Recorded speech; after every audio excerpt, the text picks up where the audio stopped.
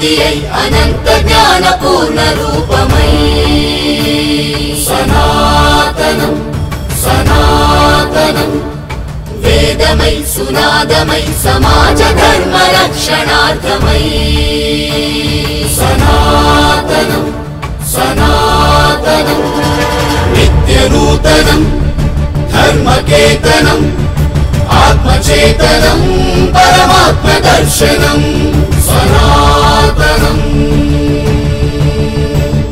సనాతనం అమ్మలకు అమ్మము నీవే అయినా నీకమ్మే లేదే లాలిజో అంటూ పాడే భాగ్యం మాకందించావే లాలిజో లాలిజో లాలిజో లాలిజో లాలిజో లాలిజో లాలిజో లాలిజో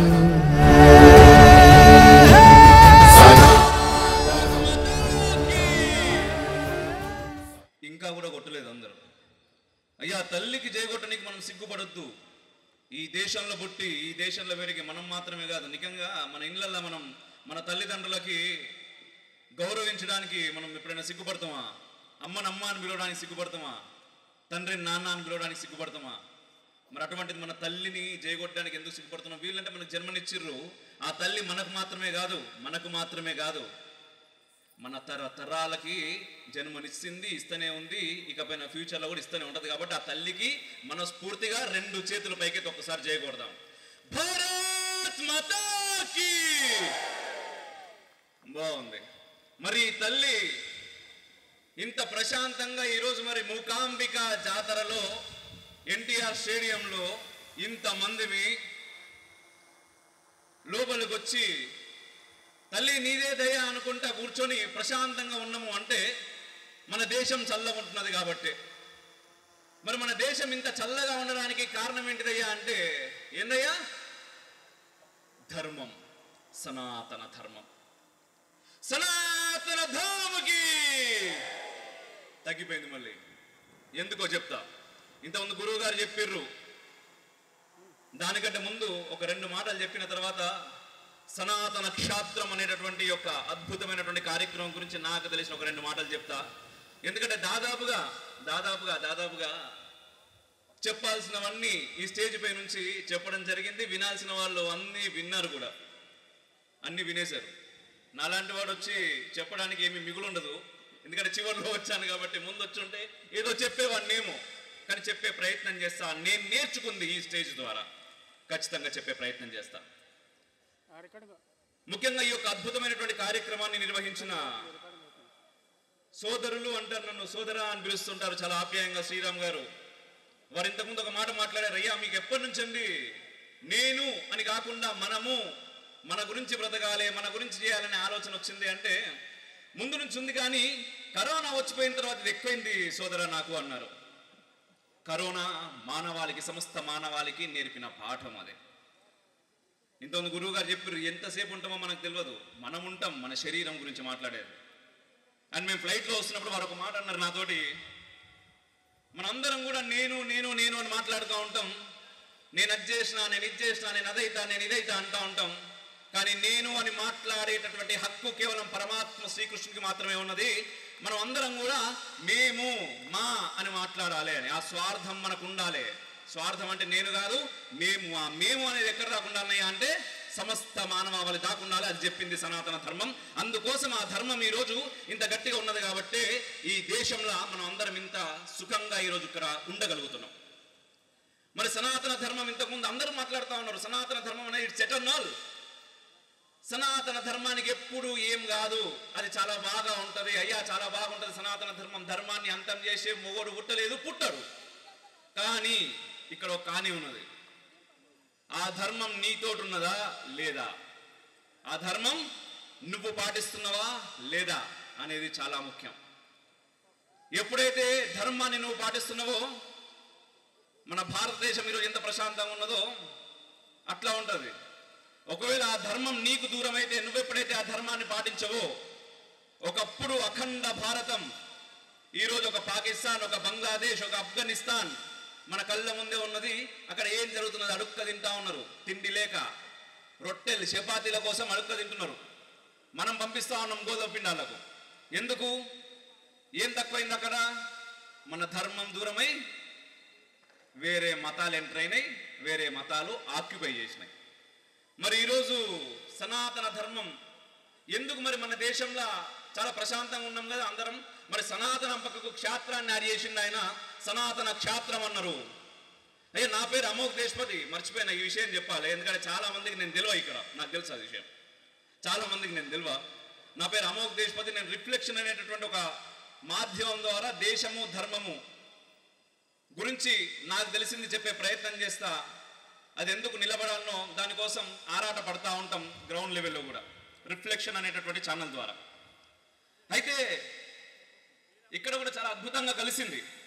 ముందు మువ్వ రాజేశ్వరి గారు వచ్చి చాలా అద్భుతమైనటువంటి ప్రసంగం చేశారు. అయితే వారి గురించి ఒక మాట, సుప్రీంకోర్టు అడ్వకేట్, మరి ఒక క్లాసికల్ డాన్సర్, అండ్ ముఖ్యంగా వాళ్ళ తల్లిదండ్రులకు కూడా నేను థ్యాంక్స్ చెప్తున్నా సార్ అండ్ మేడం, మీ ఇద్దరికి చప్పట్లు కొట్టొచ్చండి, మనందరం చప్పట్లు కొట్టొచ్చు వాళ్ళిద్దరికి. వారి కార్యక్రమం ఉన్నంత మాత్రాన వాళ్ళు కూడా హైదరాబాద్ నుంచి ఇక్కడికి వచ్చి ఈ రాత్రి 11 అయ్యే వరకు అక్కడ కూర్చొని చూడాల్సిన అవసరం లేదు మనతో పాటుగా, ఎందుకంటే వాళ్ళ కూతురే కదా ఇంట్లో చెప్తుంది రోజు, ఇక్కడికి వచ్చి ఎందుకు చూడాలి మనతో పాటు కూర్చొని? వారి బాధ్యత, ఆ బాధ్యత ఇంతకుముందు సార్ చెప్పారు, గురువు గారు చెప్పారు, మనం రిటర్న్ ఏమిస్తున్నాం, తల్లిదండ్రులకు రిటర్న్ ఏమిస్తున్నామని. అమ్మ మీరు దాంట్లో సుకృతులు, ధన్యవాదాలు మీకు కూడా. అయితే ముందొచ్చారు, వారు క్లాసికల్ డ్యాన్స్ చేస్తారు. సుప్రీంకోర్టు అడ్వకేట్ అన్నప్పుడు మనకు అసలు టైం ఉండదు, నార్మల్గా సాఫ్ట్వేర్ ఇంజనీర్లకే టైం ఉండలేదు. సుప్రీంకోర్టు అడ్వకేట్లు అంటే ఎన్ని కేసులు వస్తాయి, ఎంతమంది మన మీద బ్రతుకుతూ ఉంటారు, ఎన్ని ముచ్చట్లు, ఎన్ని పైసలు కమాయించవచ్చప్ప, ఇవన్నీ పక్కన పెడితే. ఇప్పుడు వచ్చి ఇలా డాన్స్ చేస్తే మనకి ఏమొస్తుంది? టైం పాస్ అవుతుంది దృష్టిలోకి అని మాత్రమే అనుకునేటటువంటి ఈ రోజుల్లో, అయ్యా క్లాసికల్ డ్యాన్స్ అంటే టైం పాస్ కాదు, మన సంస్కృతి, అది మనకు సంస్కారం నేర్పుతుంది. వారికి ఆ సంస్కారం ఉన్నది, వారి తల్లిదండ్రుల ద్వారా అది వచ్చింది. అయితే ఈరోజు మనకు దూరం అవుతున్నది ఆ సంస్కారం. ఇప్పుడు మీరు క్లాసికల్ డ్యాన్స్ కావచ్చు, క్లాసికల్ సాంగ్స్ కావచ్చు, మ్యూజిక్ కావచ్చు నేర్పించేటప్పుడు ఏం చెప్తా ఉంటారు? అయ్యా ఫస్ట్ ఏదన్నా అన్ని పక్కన పెట్టు, నీ గురువును పూజించు. గురు బ్రహ్మ గురు విష్ణు గురు దేవో మహేశ్వర గురు సాక్షాత్ పరబ్రహ్మ తస్మై శ్రీ గురవే నమః. గురువుని పూజించు అని చెప్తారు. మరి ఈరోజు మనం చూస్తా ఉన్నాం స్కూళ్ళల్లో ఏం జరుగుతా ఉన్నది, మన పిల్లలు ఏం చేస్తున్నారు? 9వ తరగతి పిల్లలు ఒక టీచర్ని చంపేసిర్రు అయ్యా స్కూల్లో. మన దేశంలో జరిగింది అది. ఎక్కడి నుంచి వచ్చింది? ఎందుకు అటువంటి బుద్ధి ఎక్కడి నుంచి కలుగుతున్నది వాళ్ళకు? 9వ తరగతి పిల్లలు. మనం 9వ తరగతి చదువుకున్నప్పుడు మనకి ఏం తెలుసు ప్రపంచం గురించి? మరి మనకు వచ్చినటువంటి సంస్కారం మన పిల్లలకి ఎందుకు దూరం అవుతున్నది? ఏం ఆక్యుపై చేస్తున్నది మన దేశాన్ని, ఇది మనం గమనించాలి. ఏం దూరం చేస్తున్నారు మన నుంచి, ఇది మనం గమనించాలి.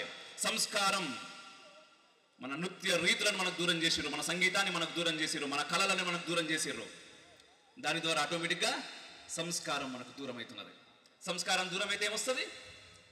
మన పిల్లలు ఎట్లా తయారవుతున్నారు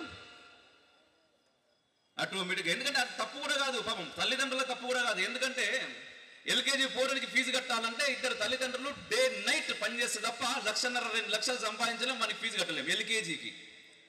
కార్పొరేట్ విద్యా సంస్థలు ఎట్లా రక్తాన్ని తాగుతున్నాయి. అయ్యో నిజంగా అంటే రౌండ్ అండ్ రౌండ్ అంటా ఉంటాం కదా. ఇక్కడ ఎవరిని విమర్శించడం కాదు, మనం అంటా ఉంటాం నార్మల్గా ప్రభుత్వాలు ఉచితాలు ఇవ్వద్దు. ఇంతకుముందు గురుగారు చాలా అద్భుతమైన మాట చెప్పారు. కానీ ప్రజలు ఉచితాలకే ఓట్లేస్తున్నారు. ప్రజలకు హెల్త్ కావాలి, ఎడ్యుకేషన్ కావాలి. అయ్యా మొత్తం ఎడ్యుకేషన్ సిస్టమ్ని మొత్తం మాకు ఫ్రీగా ఇవ్వరి అని మాట్లాడే ప్రజలు ఎంతమంది ఉన్నారయ్యా? ఓటేసే ముందు మాకు వానికి 1000 ఇచ్చిర్రు, నాకు 500 ఇచ్చిర్రు కాబట్టి నేను ఓటయ్యా అని మాట్లాడే మనుషులు ఉన్నారు. కానీ ఓటుకు పైసలు కాదు, మా బ్రతుకును తీర్చిదిద్దు అని చెప్పి మాట్లాడేటటువంటి ప్రజలు మనలో ఎంతమంది ఉన్నారు? ఇది మనం గమనించుకొని ఎప్పుడైతే ఉచిత విద్య, ఉచిత వైద్యం ఈ 2 మనం అడుగుతామో చాలు, మిగిలినన్ని మనం సంపాదించుకుంటాం. మనం గతి లేకన ఒకటి పోయింది. రెండవది గురువు గారు వచ్చిర్రు, వేద గురువులు వారు. ఫస్ట్ ఏం మిస్ అయింది మనకు? సంస్కారం. రెండవది వేదం. వేదం అనగానే ఫస్ట్ ఆఫ్ ఆల్ వేదంలో ఏం చెప్పిర్రో మనకు తెలియదు. ఎందుకంటే మనకు చదవరాదు కాబట్టి మనం చదవలేమని ఒప్పుకోం. మరి సంస్కృతం నేర్చుకోవచ్చు, ఎక్కడ పడితే అక్కడ ఉన్నది నేర్చుకునేటట్టు నేర్చుకుని దానిలో ఏందుందో మన విషయం తెలుసుకుందామనే ముచ్చట ఉన్నది. ఎందుకంటే మనల్ని సోంబేర్లుగా తయారు చేసిర్రు కదా. ఆటోమేటిక్గా ఒక మాట అంటాం, మనం ఏం మాట అంటాం, అరే పైన కులాల్లో నలుగురు కూడా కింద కులాలకు వేదాన్ని దూరం చేసిర్రు రాబాయ్. వారు జైన్ అయింది 9 సంవత్సరాలకి. 12 సంవత్సరాలు వేద పాఠశాల నుంచి బయటకు రాకుండా వేదాన్ని అధ్యయనం చేసి 13 సంవత్సరాలుగా వేద గురువులుగా పిల్లలను తీర్చిదిద్దుతున్నారు. అంటే వారి జీవితం మొత్తం వేదానికి అంకితం చేశారు. కాబట్టి ఈరోజు ఆయన గురువు అయింది. మనకు ఆ వేదాన్ని దూరం చేశారు, సంస్కృతాన్ని దూరం చేశారు, ఆటోమేటిక్గా గురువులను దూరం చేసిర్రు. మనం గురువులను నిందిస్తాం. ఈరోజు గురువు ద్వారా నేర్చుకోవాలనుకోం. ఎప్పుడైతే గురువు ద్వారా నేర్చుకోవాలనుకుంటామో మనం ఎదుగుతాం. గురువుని నిందించాలనుకుంటే అరే అది చెప్పింది మనకేమున్నది రాబాయ్, నేను ఎందుకు వినాలే. వెంటనే మనం స్కూల్లో సారో మేడమో ఒక దెబ్బ వేసింది మన మీద, ఇంటి నుంచి ఉరుకుతాం ఇట్లా తల్లిదండ్రులం. ఎందుకు కొట్టినామా అని కొట్టనీకి పంపించినామా? ఎందుకంటున్నాం ఆ మాట అంటే సంవత్సరానికి 1,40,000 కడుతున్నాం కాబట్టి, విద్యను కొంటున్నాం కాబట్టి. ఇట్లా కొంటున్నప్పుడు గురువుల పైన గౌరవము పోతున్నది. ఇక మూడోది, మనం వేదము ఇవన్నీ మాట్లాడుతూ ఉన్నాం. ఇవన్నీ మనకు అదే ఇంత వేదం మనకు అర్థం కావాలంటే దాదాపు జీవితం మొత్తం దానికి ఇచ్చేయాలి. జీవితం మొత్తం అందరూ వేదానికే ఇస్తే మిగిలిన పనులు ఎట్లా నడవాలి అనే ఉద్దేశంతో ఒక్కో దానికి ఒక్కొక్కటి పెట్టి లాస్ట్ మరి సామాన్యులకి వేద జ్ఞానం కావాలి కదా. వేదం రాకున్నా సరే కానీ దానిలో ఉన్న జ్ఞానం ఏంటిదో విషయం తెలవాలి కదా. మరి ఆ జ్ఞానం మనకు ఎట్లా తెలవాలి? గీత, భగవద్గీత అందుకోసం మనకిచ్చారు. ఇంతకుముందు గురువు గారు ఒక శ్లోకాన్ని వాడారు దాంట్లో, కర్మణ్యేవాధికారస్య. నిజంగా గురూజీ మిమ్మల్ని చూస్తుంటే కేవలం భగవద్గీతని అంటే చాలా మంది ఉంటారండి, భగవద్గీతని చెప్తా ఉంటారు. చెప్పడం వేరు, పాటించడం వేరు. ధర్మం బాగుండాలి అని మనం కోరుకోవడం వేరు, ధర్మాన్ని పాటించడం వేరు. ఎప్పుడైతే మనం ధర్మాన్ని పాటిస్తామో ఆటోమేటిక్గా అది బాగుంటుంది. అది బాగుండదు కాదు, మనల్ని బాగుంచుతుంది. వారు దాదాపుగా 9 సంవత్సరాలు ఒక ఆల్బమ్ మీద, సింప్లిఫై చేసి చెప్తున్న ఒక ఆల్బమ్ మీద 9 ఏళ్ళు తన జీవితాన్ని కాలాన్ని ఒక సినిమాలో చాలా అద్భుతంగా రాణిస్తున్నటువంటి వ్యక్తి అవన్నీ వదిలేసి గీత గురించి పెట్టిండు అంటే ఏమొస్తుందని ఏం రాదు, మనకి ఏదో ఇయ్యాలని. వారు అన్నారు కదా, శ్రీకృష్ణ పరమాత్ముడు కావచ్చు, మన తల్లిదండ్రులు కావచ్చు, ఏమొస్తుంది అని కాదు, ఏమి ఇయ్యాలి అనుకుంటారు. వారు కూడా ఈ సమాజానికి ఏమి ఇయ్యాలి అనుకున్నారు. భగవద్గీతను మన చేతిలో పెట్టారు. మనం చప్పట్లు కొట్టొచ్చు, చాలా గట్టిగా కొట్టొచ్చు. ఈ గీతను మనకు దూరం చేశారు. ఆటోమేటిక్గా సంస్కారము, గురువులు, గీత ఈ 3 దూరం అయితే ఏం దూరం అవుతుంది మనకు? క్షాత్రం అనేది దూరమైంది మనకు. క్షాత్రం అంటే ఏంటిది? కత్తులు పట్టుకొని ముందుకొచ్చి యుద్ధాలు చేసుడు మాత్రమే కాదు, ఎదురు తిరిగి ప్రశ్నించుడు. ఆ ప్రశ్నించే తత్వం మన లోపల ఉన్నదా? బానిసత్వపు భావజాలంలో బ్రతుకుతున్నాం మనం. 1 కాదు 2 కాదు, కొన్ని 100 ఏళ్ళు మన పైన పరాయి వాళ్ళ దాడులు జరిగినా, ముస్లిం దండయాత్రలు కావచ్చు, బ్రిటిష్ వాళ్ళు కావచ్చు, ఎవరు వచ్చి ఎన్ని చేసినా స్టిల్ ఇప్పటికీ ఈ రోజు ఈ మూకాంబిక ప్రాంగణంలో ఇంతమంది ఇక్కడ కూర్చొని సనాతన ధర్మ వైభవం గురించి మాట్లాడుతున్నామంటే మన తల్లిదండ్రులు మన కోసం వారి క్షాత్ర ధర్మాన్ని వదలలేదు. అరే రా, ఎవరు వస్తే వారు రండి. ఎందుకంటే బొట్టు పెట్టుకుంటా అంటే ఇంతమంది అన్నారు, జిజియా మాతలు కాదు, జిజియా పన్నులు కట్టేటటువంటి పరిస్థితులు ఉండే. ఇప్పుడు మళ్ళీ అవి దాపురం అవుతున్నాయి. ఇప్పుడు మళ్ళీ మనకు బొట్టు పెట్టుకుంటే జిజియా పన్ను, పిలక పెట్టుకుంటే జిజియా పన్ను, దోతి కట్టుకుంటే జిజియా పన్ను. అరే ఐటీ కాదని చెప్పేసి నువ్వు దేవాలయంలో పోయి హారతిచ్చి ఉన్న ఊరోళ్ళకు ప్రసాదం పెడతా అంటే చంపుడే. ఎంతో మంది స్త్రీలను మానభంగాలు చేసిర్రు మన హైందవ స్త్రీలను. కానీ ఎవ్వరు కూడా మతం మారలేదు. మతం అంటే ధర్మం, మన సనాతన ధర్మం మారలేదు. మారినందుకు శంభాజీ మహారాజ్ ఏం చేశారు ఈ మధ్య కాలంలో? ఎందుకంటే సినిమా ద్వారా మనకు చాలా ఎక్కువ ఇన్ఫ్లుయెన్స్ ఉంటుంది కదా. సో సినిమా ద్వారా చావా సినిమా వచ్చింది, అందరూ కూడా చూసారు. శంభాజీ మహారాజు చివరి పరిస్థితుల్లో ఎట్లా ఒక మతం మారమన్నాడు ఆయన. హిందూ సనాతన ధర్మం నుంచి నువ్వు ముస్లింగా మారు, నీకు అన్ని ఇచ్చేస్తా అన్నాడు. నేను మారా అన్నాడు. నాకు అవసరం లేదు అన్నాడు. ప్రాణాన్ని తృణప్రాయంగా వదిలేసిండు ఆయన. అట్లాంటి ఒక శంభాజీ మహారాజు, ఒక ఛత్రపతి శివాజీ మహారాజు మాత్రమే కాదు, మాత్రమే కాదు, మనకు మన చరిత్రని, అసలైన చరిత్రను దూరం చేశారు. ఎప్పుడైతే ఒక యుద్ధం జరిగింది, ఆ యుద్ధంలో ఎవడు గెలుస్తాడో వాడు రాసిందే చరిత్ర. యుద్ధం గెలవాలంటే క్షాత్రం కావాలి. ఆ క్షాత్రాన్ని మనకు దూరం చేసిర్రు. వచ్చిన ప్రతి ఓడు మన మీద గెలిచిండు, వానికి నచ్చిన చరిత్ర రాసిండు. ఈరోజు ఏం చేస్తున్నాం? ఇప్పటికీ మనం టీవీలలో చూస్తుంటే ఒక టిప్పు సుల్తాన్, అరే టిప్పు సుల్తాన్ అనగానే మనకు వాడు ఒక రాజు లెక్క కనబడుతున్నాడు, ఒక అద్భుతమైనటువంటి రాజు. ఒక మహమ్మద్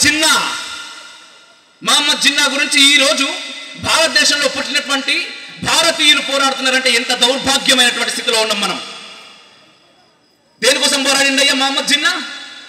ఏం చేసిర్రు? 1947లో మనకు స్వాతంత్రం వచ్చిందని మనం అందరం మాట్లాడుకుంటా ఉన్నాం. స్వాతంత్రం వచ్చిన తర్వాత పాకిస్తాన్ నుంచి ఇదే హిందువులని తృణప్రాయంగా ఇట్లా తలలు నరికి ఆ తలకాయలను రైళ్లలో నింపి మనకు పంపించారు. కట్టుబట్టలతోటి, ప్రాణాలే లేకుండా కట్టుబట్టలు ఏం పాడైనాయి, పంపించేసారు. వాడు అప్పటిదాకా మస్తు సంపాదించండి, ఇదంతా నాదనుకున్నాడు. ఏం లాభం? అక్కడ ఏం మిస్ అయింది? 1990లో కాశ్మీర్లో ఏం జరిగింది? ఆ తర్వాత ఇప్పుడు మిగిలిన రాష్ట్రాల్లో మామూలుగా మనం మాట్లాడుకుంటూ ఉంటాం సనాతన ధర్మం ఎవరు పాటిస్తారండి? ఒక విషయం మీరు చెప్పాలా, మీ దగ్గర నుంచి సౌండ్ రావాలి. ఎవరొక్కరు చెప్పినా పర్లేదు. ఎవరు పాటిస్తారు? హిందువులు పాటిస్తారు.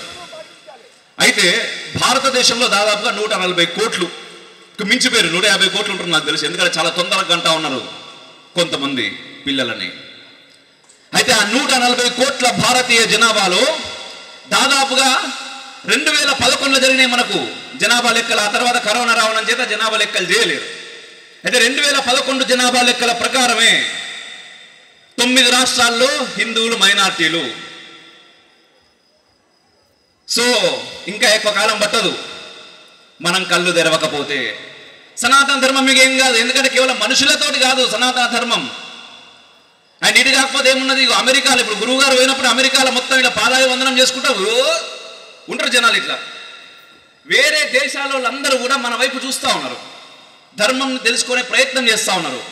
మనం ఏం చేస్తున్నాం? మన ధర్మానికి మనం దూరం అవుతున్నాం. మన ధర్మానికి మనం దూరం అయితే మనకు మనం దూరమైనట్టే. ఈ 3 విషయాలు దూరం చేసారు, గీతం దూరం చేసారు. ముఖ్యంగా సనాతన ధర్మం అనేది ఇంకో 2 మాటలు మాట్లాడుతూ ఉంటారు చాలా మంది మనుషులు. ఏందది? అరే సనాతన ధర్మంలో స్త్రీలను తొక్కివడేసిర్రు, స్త్రీలను బయటకు రానియలేదు, అసలు స్త్రీలకు ఏం చెప్పలేదు, వాళ్ళని ఒంటిల్లి కుందోళ్ళ లెక్కనే చూసిర్రు అని చెప్పేసి మాట్లాడుతూ ఉంటారు కదా తల్లి. చాలా మంది మీరు వినే ఉంటారు, విన్నారు కదా అన్న.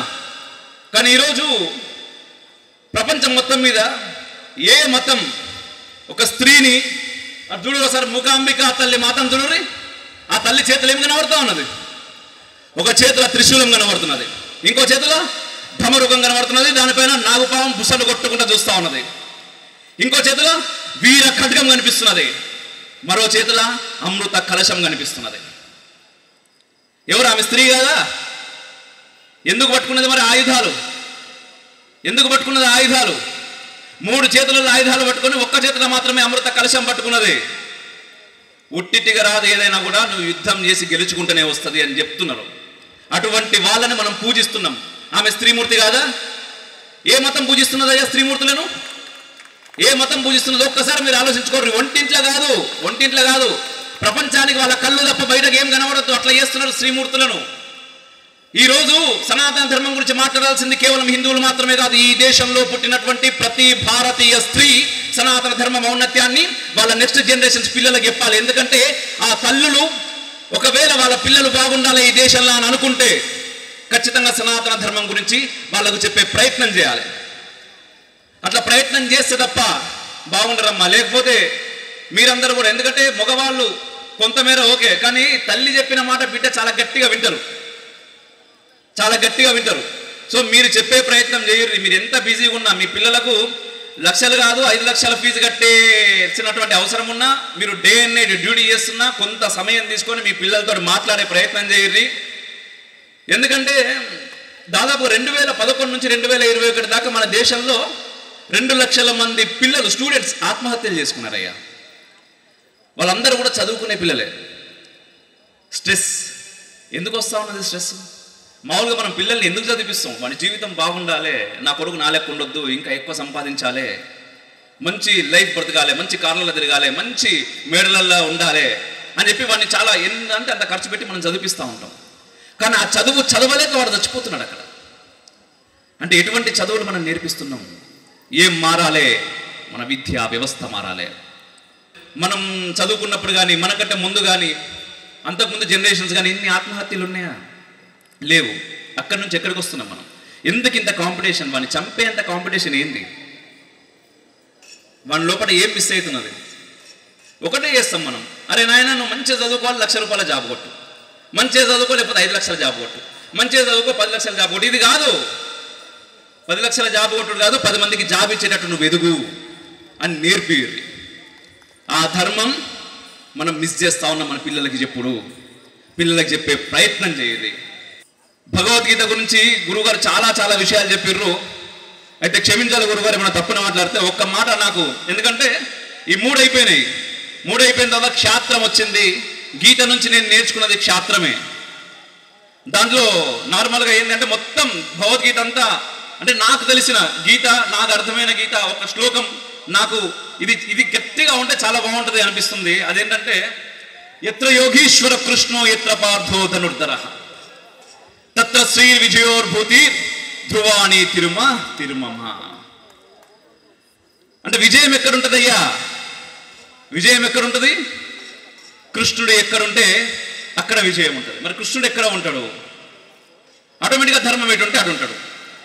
ఎట్ ద సేమ్ టైం అక్కడ ఇంకొక మాట చెప్పిర్రు, ఎత్ర యోగీశ్వర కృష్ణో ఎత్ర పార్థో.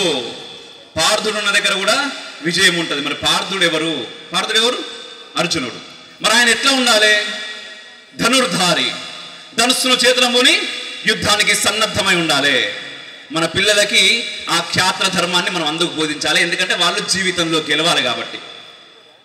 జీవితంలో గెలవకుండా జీవితంలో గెలవాల్సినటువంటి పిల్లలు స్కూల్లో ఏదైనా ఆత్మహత్యలు చేసుకొని వస్తున్నారంటే, ఇంతకుముందు చెప్పారు సార్, మీకు మరొకసారి రిక్వెస్ట్ చేసి చెప్తున్నాం, ప్లీజ్ మీలాంటి వాళ్ళే మాకు ఆశ. దయచేసి భగవద్గీతని స్కూల్ కరికులంలో పెట్టేలా చేయండి, పెట్టే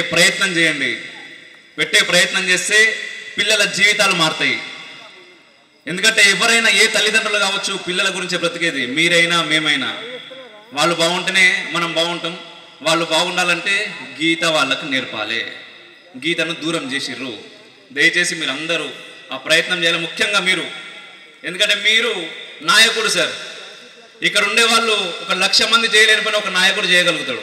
1,00,000 మంది కాదు, 1,000,000 మంది చేయలేని పని కూడా ఒక నాయకుడు చేయగలుగుతాడు. మీ ముందు మాట్లాడే అవకాశం నాకు ఇచ్చారు ఈరోజు. శ్రీరామన్న థ్యాంక్స్ చెప్పాలి ఆయన. ముఖ్యంగా దయచేసి ఈ పని మీరు చేయవలసిందిగా ప్రార్థిస్తా ఉన్నాం.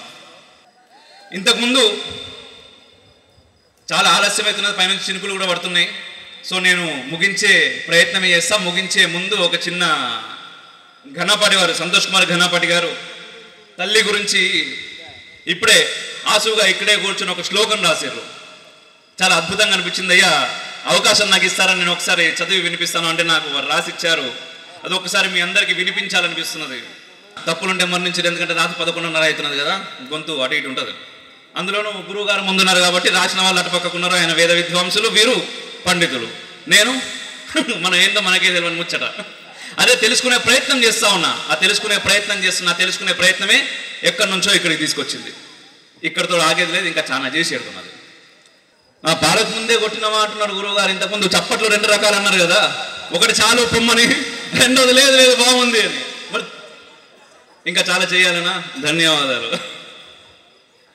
కాకతీయ రాజ కల్పవల్లి అయిన కరుణ చూపు తల్లి కాకతాంబ.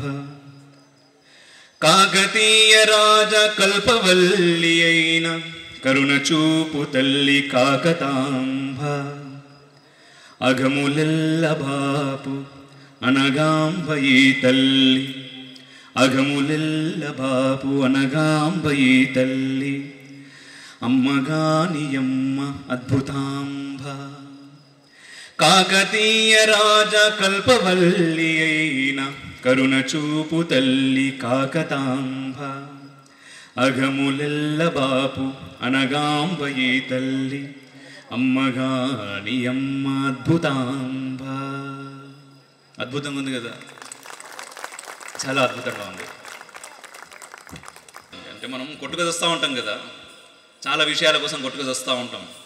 మనం అందరం బాగుండాలని చెప్పేసి అంటే కాశ్మీర్ ఆర్టికల్ 370 రద్దు జరిగినప్పుడు ఇక్కడ నుంచి చాలా న్యూస్ ఛానల్స్ కూడా కాశ్మీర్లో ఏం గ్రాఫిటీ పెయింటింగ్ వెనకాల ఉన్నప్పుడు ముందు కూర్చొని కాశ్మీర్లో బీభత్సం జరుగుతూ ఉంది, మొత్తం పాకిస్తాన్లో లాక్కపోవాలనుకుంటున్నారు, ఇక్కడ ఉన్నటువంటి లోకల్ ముస్లింలు కూడా ఈ దేశాన్ని పాకిస్తాన్కి ఇచ్చేయమంటున్నారు, మాకు స్వతంత్ర కాశ్మీర్ కావాలంటున్నారు అని చెప్పేసి లోపలికి పోకుండా కేవలం గోడల ముందు నిలబడి చెప్పినటువంటి చాలా న్యూస్ ఛానల్స్ ఉన్నాయి. పేర్లు ఎందుకని చాలా న్యూస్ ఛానల్స్ ఉన్నాయి. అయితే అసలు నిజంగానే ఇంత దరిద్రులు ఉంటారా మన దేశంలో? ఒక డౌట్ ఉంటుంది కదా. ఎందుకంటే ఈ దేశంలో పుట్టి ఈ దేశంలో పెరిగి ఈ దేశం తిండి తింటూ ఈ దేశం నాకేమిచ్చింది నాకు వద్దురా అని చెప్పి దరిద్రులు నిజంగానే ఉంటారు అంత పెద్ద ఎత్తున అని చెప్పేసి డౌట్ వచ్చి మేము అక్కడికి వెళ్ళినాం. దాదాపుగా 15 రోజులు కాశ్మీర్లో తిరిగినాం 370 రద్దప్పుడు. అప్పుడు చాలామంది మిలిటరీ వాళ్ళతో కలవడం జరిగింది, మాట్లాడడం జరిగింది. చాలా అద్భుతమైనటువంటి వ్యక్తులు వాళ్ళందరూ. అవి చాలా విషయాలు ఉన్నాయండి, అవన్నీ పక్కన పెడితే అదంతా చూసి ఇక్కడికి వచ్చిన తర్వాత నాకు అనిపించింది, అరే మనలాంటల కోసం వాళ్ళేమో అక్కడ ప్రాణాలను సైతం తృణప్రాయంగా వదిలేస్తూ ఉంటే మనం ఇక్కడ ఏం చేస్తున్నాం? నా నా నా నా ఆస్తి కావాలి, అధికారం కావాలి, డబ్బు కావాలి, ఇంకా నా ఊళ్ళకు పదవులు కావాలి, అన్నీ నా నా నా అంతే. మా అనేటటువంటి దగ్గర మనం చూపిస్తలేము. అనిపించినప్పుడు అనిపించింది ఒక చిన్న 2 లైన్లు. విధి లిఖితమైతే శంకరా ఎందుకు మాకి చిందర వందరా, అండపిండ బ్రహ్మాండాలు నీవురా, తెలిసిన లోకం తీరు మారదురా. అండం ఎక్కడుంటుంది? మనం పుట్టక ముందు ఉంటుంది. పిండం ఎప్పుడు పెడతారు? మనం చచ్చినాక పెడతారు.